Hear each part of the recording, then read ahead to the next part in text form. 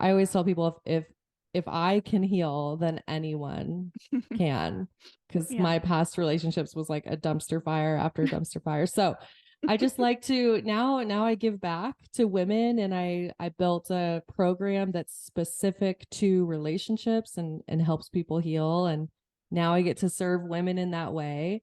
And I just have so much joy and purpose and love in my life. And I don't even recognize that person that I used to be. It's like a gym routine. I always tell people like you're developing a new routine in your life. We need it to be fun. We need it to be sustainable, something you can do for a long time.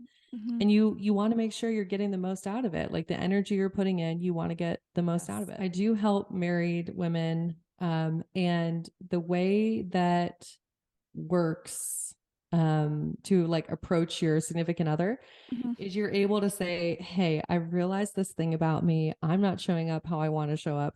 They already know. Your partner already knows, right? Like if you're Yeah. showing up that way. So then you just get to say, like, hey, with this knowledge, I want to be the best version of myself for you. And I'm committed to working on myself.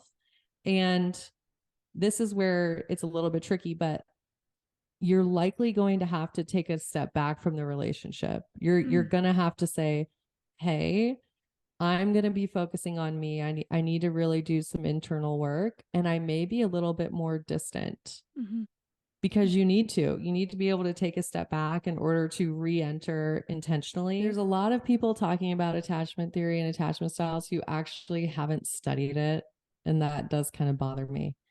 Um, anxious attachment style doesn't mean that you have anxiety disorder or that you're an anxious person.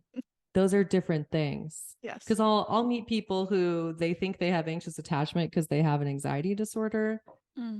Like, no, even though that's the name, it's a different context. Like, this is human bonding that we're studying. So I do have a little bit of like, when I see people who don't really know what they're talking about, putting stuff out online, Yeah. I just worry about the people that take that in. Like, I want people to actually understand it, because this theory, when you really do understand it and you apply it to your dating life, it's a complete game changer. I would want people to know is that you're never too broken.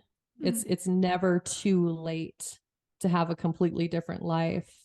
So your past does not determine your future, and you really can heal and change